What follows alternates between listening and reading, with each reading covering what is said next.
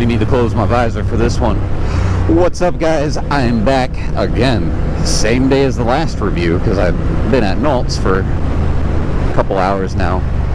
But, yeah, I'm taking the now Honda Rebel 1100 out for a little test drive. See what I have to say about it. Not that I am your local neighborhood expert on these things, but it's a Honda. We have a DCT. This one does not have reverse. It's a Honda Rebel. If you need reverse for a Honda Rebel, you probably shouldn't be on a bike. But it's really cool that Naults is letting me do this. Really appreciate it. So right now we are in standard. It's a little laggy on the throttle. We're not in the manual mode, but that's not what people would buy this bike for anyways. Manual is, you can shift up, shift down, right? I don't know what happens if you do it. Oh, it does shift down.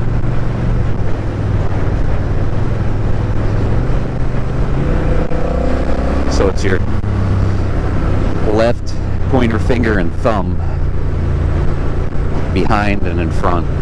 In front is downshift, behind is upshift.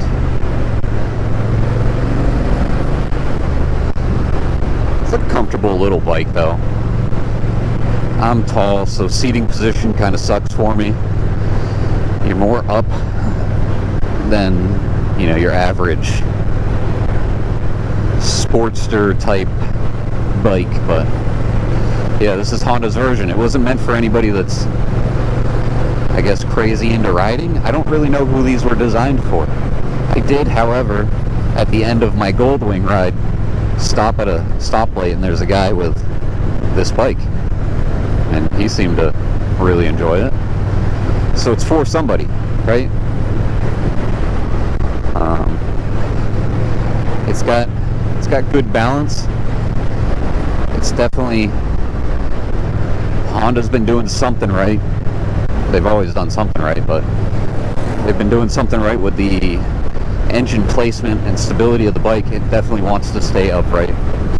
Dimensions of the bike, front fork location, how it's raked, you know, that plays big time. Anybody you know with an extended swing arm has an issue keeping their bike upright, keeping it up. So what we're going to do now is we're going to put it in sport, which is click mode to the arrow, sport mode, and there we go. You can already feel it starting to downshift. And she's ready to eat.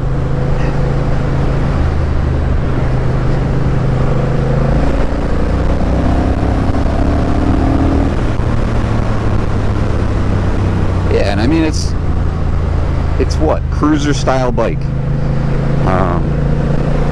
It's not your Harley, and it's not your sport bike, it's not your touring bike.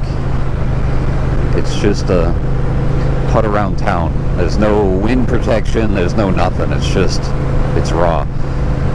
I think when I was talking to Marissa, she was saying that there is the, I don't know, higher end version. I don't know if it's named differently, but it's the Rebel. It's got a fairing kit, it's got bags, it's got whatever. If that's your style, that's your style. If you like Honda and you want a cruiser, I guess this is your one of the options here. Definitely don't have as many options as any of the other ones, right? Like this is stripped down. I don't know price point on it, but I assume it's probably pretty cheap in comparison to what you're getting. I had a Sportster, I know, girl's bike, whatever you want to call it, but it was a 1200. It was the Nightster edition. It kind of reminds me of this. Good beginner bike. I know it's an 1100, but it's, you know, it's forgiving. We can I keep messing that up. Put it in a rain mode and see what it does. Yeah, it's...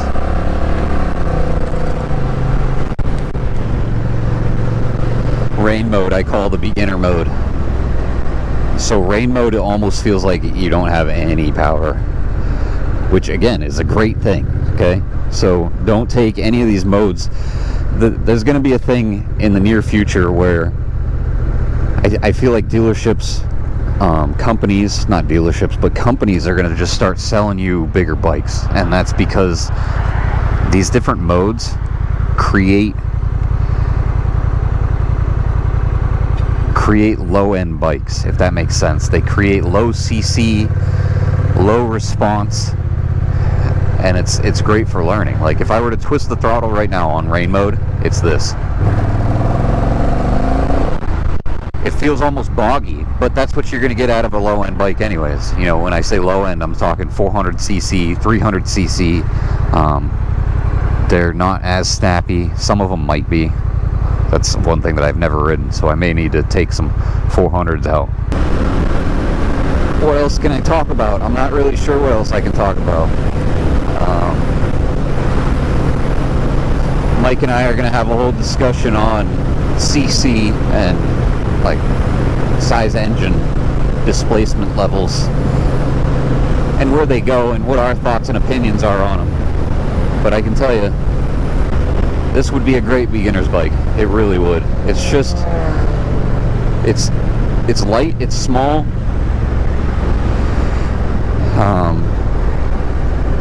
With no windscreen, no nothing, you're going to remember that you're on a motorcycle.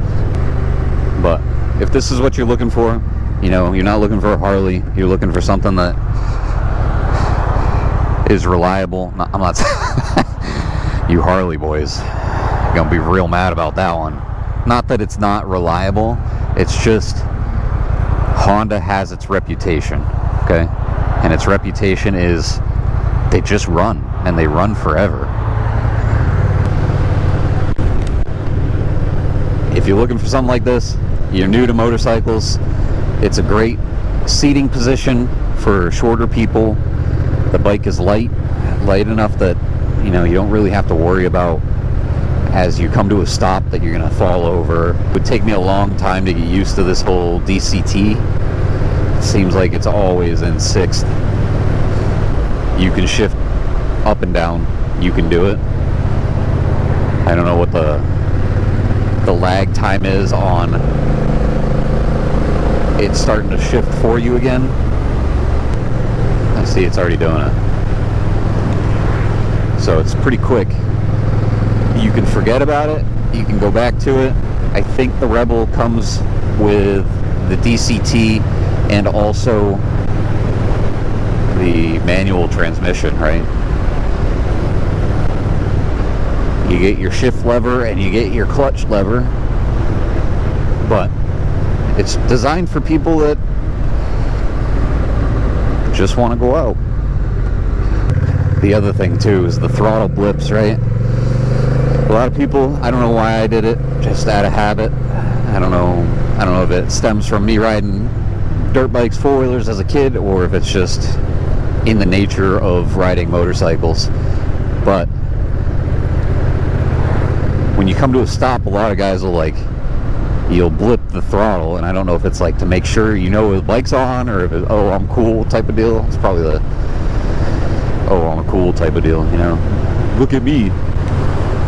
But you do that with a DCT and you're gonna go forward. You're gonna end up in the back of somebody or in an intersection, and that's not good. So if it's your first bike and you want a DCT, you're not comfortable with the clutch, these are the bikes for you.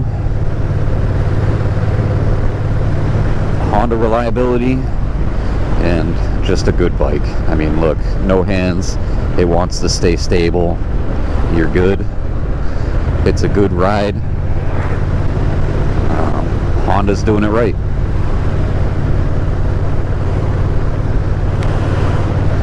A sponsorship from Honda would be amazing. I know it'll never happen, but I love Honda. I've always had Hondas other than the Harley. Started with an H at least, and yeah, I like my Japanese stuff. It's good stuff. I want to thank Naults. You guys are awesome. Appreciate everything you've done. I really hope that these things take off, taking bikes out like this, going for little quick cruises, see how they are, see what they feel like.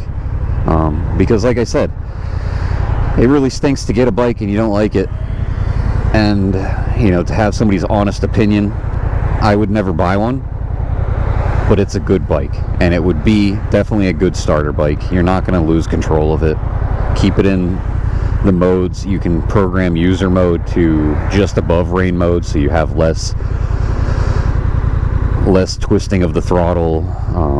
You know, you can still whiskey throttle it, but it's going to be way less. Yeah. If you guys like this video, hit the like, comment, subscribe, and I will see you in the next one.